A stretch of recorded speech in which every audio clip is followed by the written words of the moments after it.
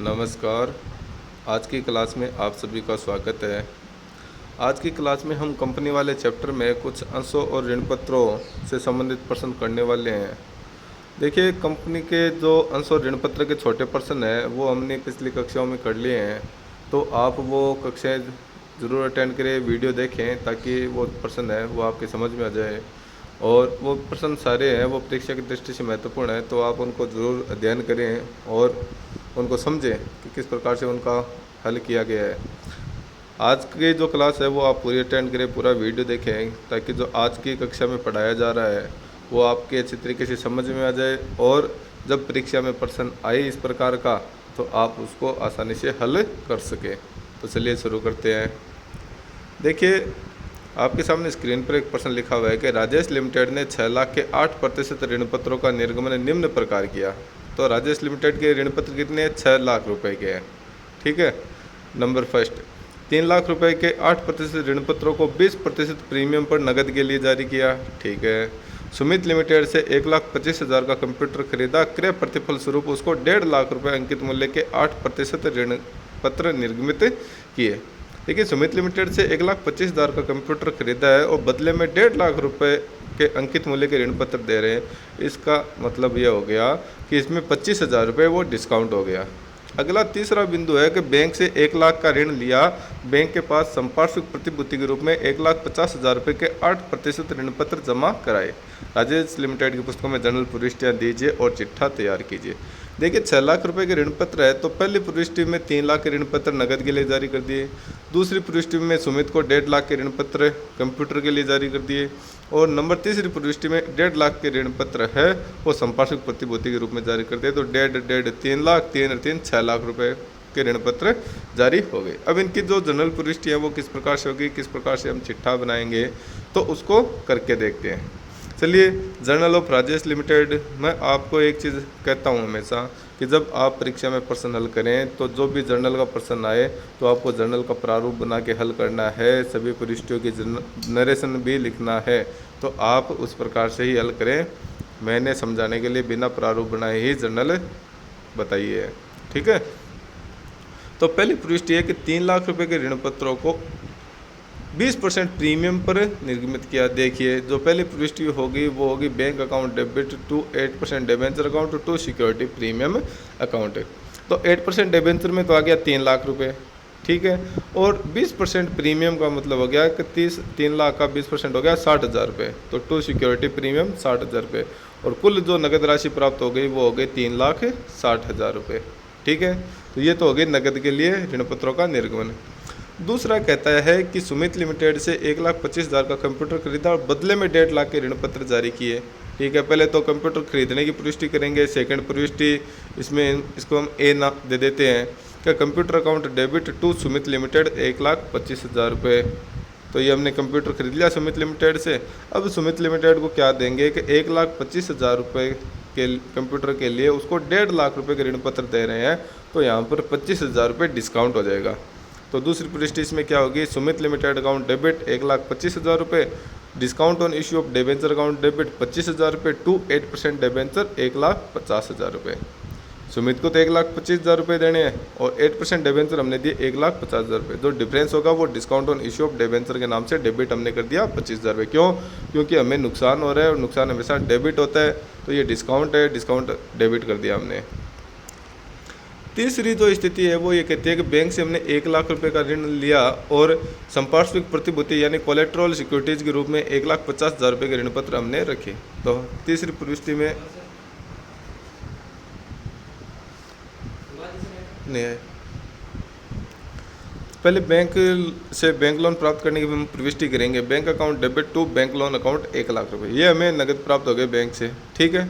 अब जो हमने 1.5 लाख रुपए के जो संपार्श्विक प्रतिभूति के रूप में ऋण पत्र जारी किए हैं तो उसकी प्रविष्टि होगी debenture suspense account debit to 8% debenture 1,50,000 रुपये। तो कोलेट्रल सिक्योरिटीज होगी 1,50,000 रुपये।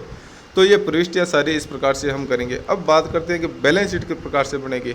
तो बैलेंस शीट हम इसकी बनाएंगे। तो balance sheet of Rajesh limited as on, ठीक है, पर्टिकुलर हो गया, नोट नंबर हो गया, अमाउंट हो गया। सबसे पहले number first, equity and liabilities. देखिए इक्विटी एंड लायबिलिटीज़ में एक नंबर पर हमने लिखा share holder fund. Share holder fund में equity share capital, preference share capital, reserve and surplus आदि मदे आती है। तो हमारे पास यहाँ पर कैपिटल तो नहीं है, लेकिन रिजर्व एंड सरप्लस के अंतर्गत जो हमने 60,000 रुपये की सिक्योरिटी प्रीमियम प्राप्त की थी उसको दिखाएंगे। तो रिजर्व एंड सरप्लस के अंतर्गत सिक्योरिटी प्रीमियम 60,000 रुपये, ठीक है। उसके बाद में नंबर 2 पर नॉन करंट लायबिलिटीज़। तो नॉन करंट लायबिलिटीज़ में हमने देखिए बैंक लोन प्राप्त किया बैंक से 1 लाख रुपए का, हमने 8% डिबेंचर इशू किए हैं 6 लाख रुपए के।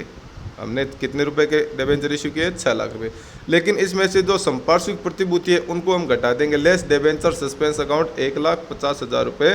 तो डिबेंचर की राशि आगे अमाउंट के कॉलम में 4,50,000 रुपये। और करंट लायबिलिटीज अपने पास नहीं है तो इसको डैश कर दिया, जोड़ लगाई, जोड़ आगे टोटल 6,10,000 रुपये। ये हो गया इक्विटी एंड लायबिलिटीज यानी दायित्व पक्ष का लेखा। अब करते हैं संपत्ति पक्ष का लेखा। नंबर 2 लगाएंगे एसेट्स। एसेट्स में नंबर 1 नॉन करंट एसेट्स। और नॉन करंट एसेट्स के अंतर्गत हमने क्या खरीदा कि एक कंप्यूटर खरीदा है 1,25,000 रुपये का। तो हमने टेंजिबल एसेट्स मूर्त संपत्तियों के अंतर्गत कंप्यूटर को दिखा दिया 1,25,000 रुपये का, ठीक है। अब जो discount on issue of debenture है या loss on issue of debenture है, अगर वो 12 महीने के अंदर अप्लीकेट किया जाता है तो उसको हम करंट लायबिलिटीज के करंट एसेट्स के अंतर्गत अदर करंट एसेट्स में दिखाते हैं।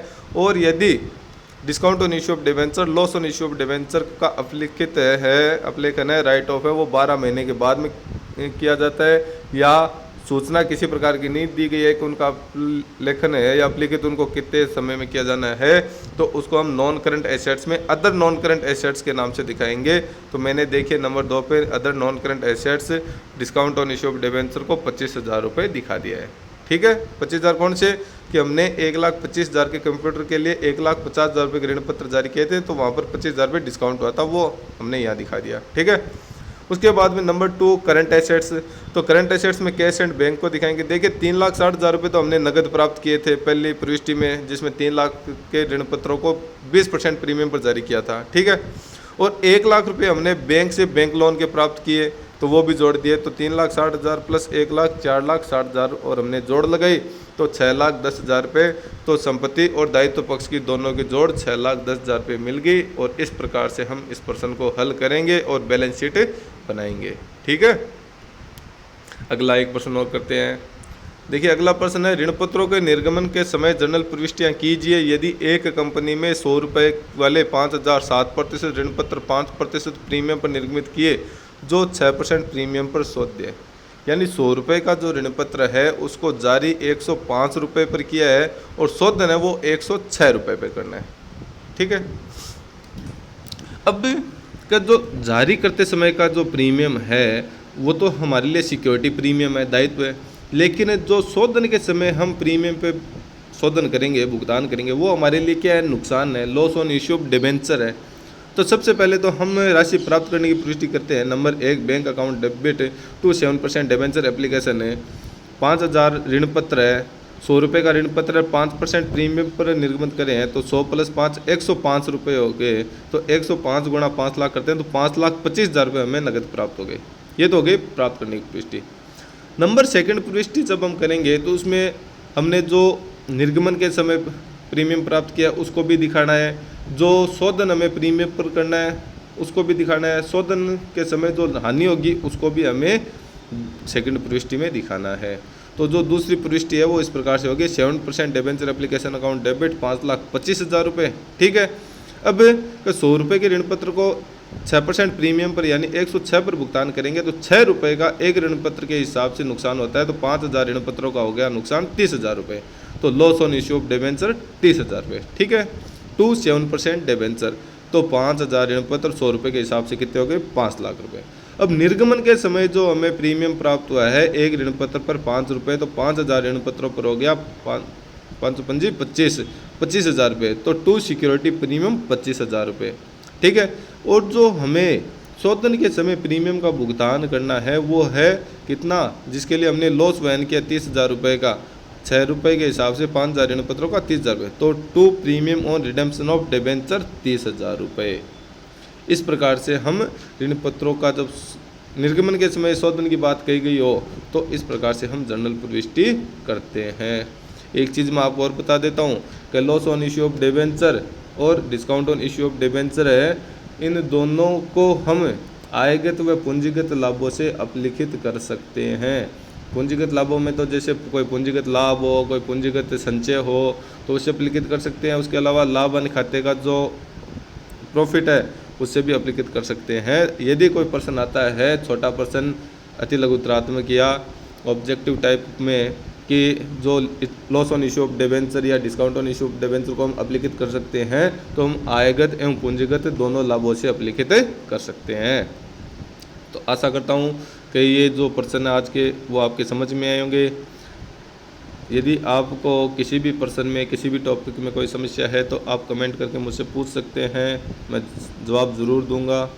और ये वीडियो आप अपने साथियों के साथ भी शेयर करें ताकि उनको भी ज़्यादा से ज़्यादा फ़ायदा हो।